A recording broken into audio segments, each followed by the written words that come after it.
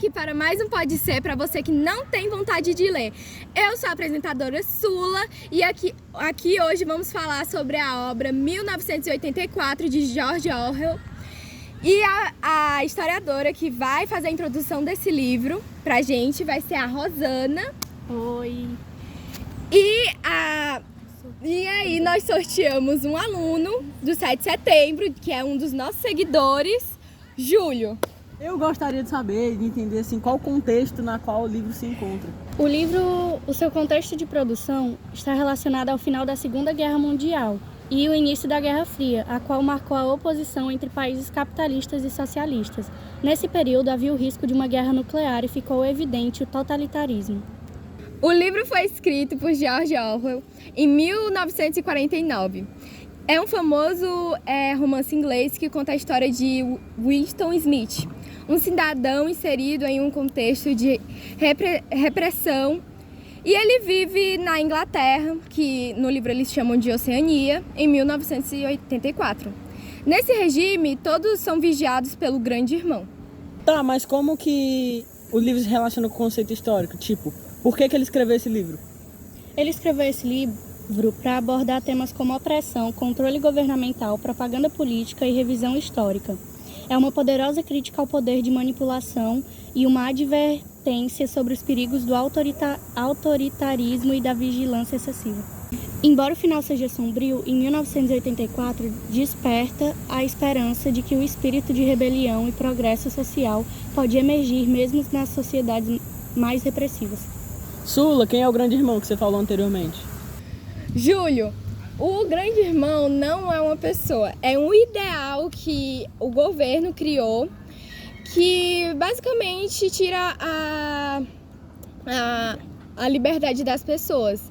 Ele sempre observa, ele não permite que as pessoas façam coisas que não necessariamente sejam erradas, mas que eles não permitem. E eles conseguem fazer isso a partir do momento que eles botam televisores nas ruas, cidades, qualquer canto. Isso aí tem alguma coisa a ver com filosofia? Tem sim, porque no livro se faz um alerta sobre o poder que corrompe, formulado por um autor que viu a ascensão de vários regimes ditatoriais. Por outro lado, a obra deixa uma visão bastante negativa sobre aquilo que poderia ser o futuro da humanidade, caso ela viva em sociedades que misturam autoritarismo e tecnologia destinada à vigilância. Sula, você pode explicar mais um pouco a respeito do autor do livro?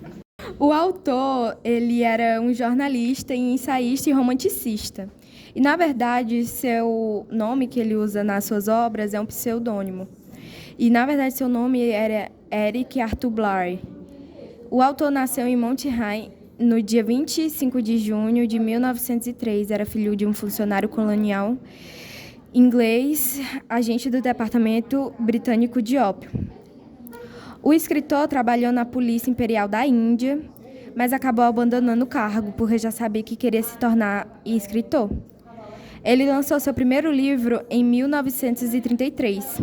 Depois disso, mudou-se para Paris e teve uma vida boêmia. Foi para a Espanha lutar contra o franquismo. Em 1936, criou também o celebrado romance A Revolução dos Bichos, em 1945.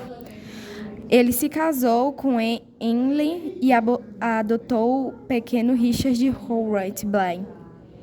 Em março de 1945, o escritor ficou viúvo.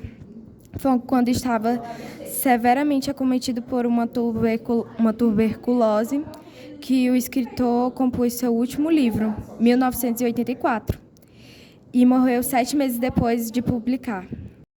Com isso, eu encerro mais um episódio do nosso Pode Ser, dessa edição que estamos falando sobre o livro 1984.